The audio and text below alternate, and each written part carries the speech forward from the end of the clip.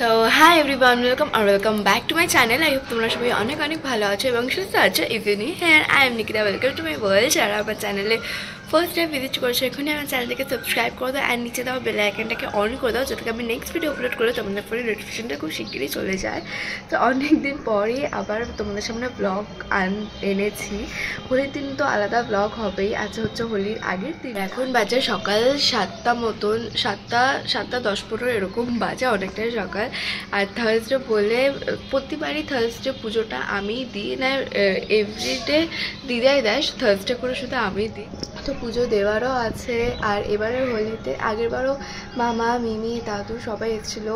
বিকেলবেলা আজকে একটু শপিং করতেও যেতে হবে আর ওই বাড়িতে যাবো। আমি আজকে চলে যাব, ওর যেহেতু অফিস আছে ও আমার কালকে সকালে আসবে আমাদের বাড়িতে। আর আমাদের বাড়িতে যেহেতু গোপাল আছে তো ফার্স্ট অফ অল গোপালকে রং লাগিয়ে তারপরে মানে আবির, রং তো এখন আর কেউ খেলে না, তো আবির লাগিয়ে তারপরে তোমরা মানে যত যেখানে খুশি যাওয়ার যাও, যত রং খেলার খেলো। আমাদের বাড়িতে এটাই নিয়ম, দিদার মা সবসময় বলে আসছে, তো সেটাই হবে।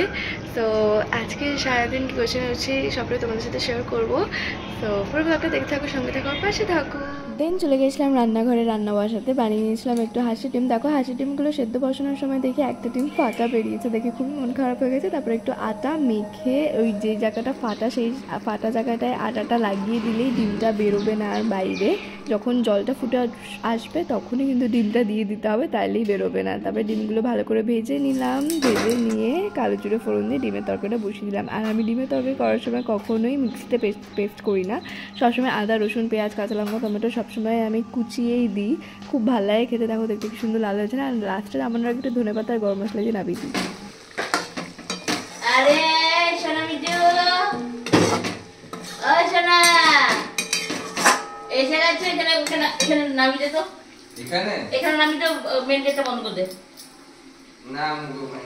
আরে রাখ না, এখানে রেখে দাও না, সবসময় এক জায়গায় বসে থাকে, নিচে ছেড়ে দাও,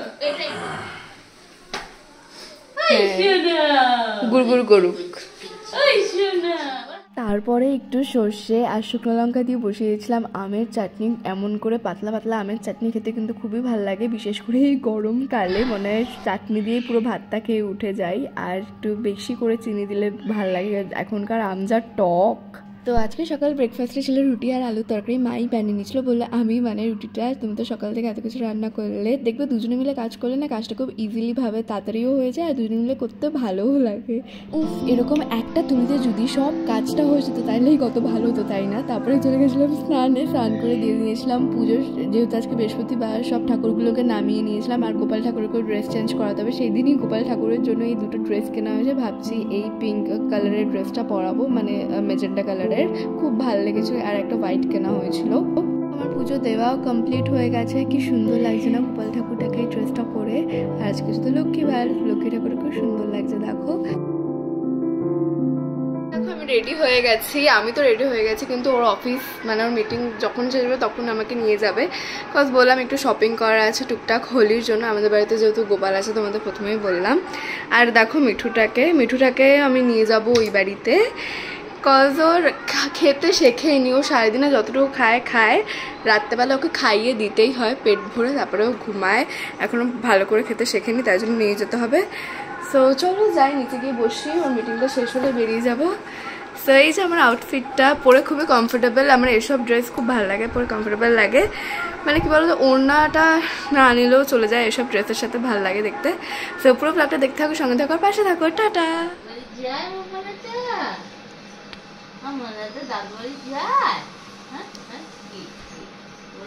বাবা দেখো মিঠুটা কেমন ব্যাগের কোনা থেকে উকি মারছে, একদম উপরে চলে এসেছে।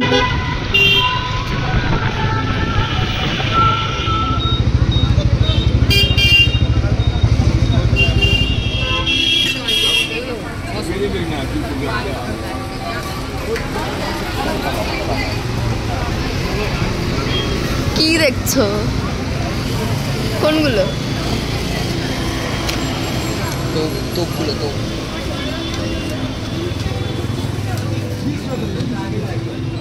এই কালারটাও দেবে?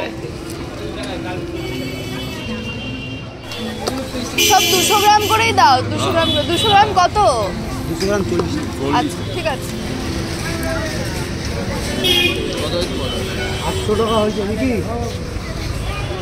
দাও আমাকে, দাও ব্যাগটা। 800 টাকা হয়েছে। আর কিছু নিবি? এই সাদাটা ভালো লাগছে, নেবো? বাপি আজকে বাড়িতে ছিল না, বাপি গেছিলো হচ্ছে আজকে একটু কলকাতায়। আর যেহেতু আমি আগে এসেছি তাই জন্য মা আমাদের একটু মুদিখানা আনতে পাঠিয়েছিল গান্ধী মোড়ে। আর যেহেতু মামা মিমি সবাই আসবে তাই জন্য ভাবলাম বাড়ির জন্য একটু চপ নিয়ে যাই, সন্ধ্যেবেলা টিফিনটাও হয়ে যাবে। ভালো, এখানে চপ কিন্তু খুব ভালো খেতে। দেখাচ্ছে যে আমাদের কাছে আছে, বিক্রি হচ্ছে। কি খাবি? আর কোনো খাবি? আলু ফালু, চিংড়ি মাছ আছে, খাবি?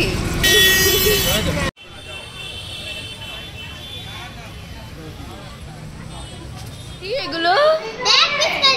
পিচকারি এমনি করছি। এর মধ্যে রং না, জল ও বাবা, এ কেমন আবার? কি গো তোমরা তো দেরি কেন? আমরাই তো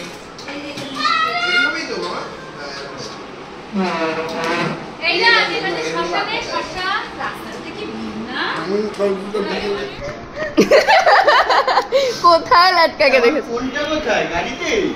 ভালোই সাবাত যাও। চাই তুই কি খাবি?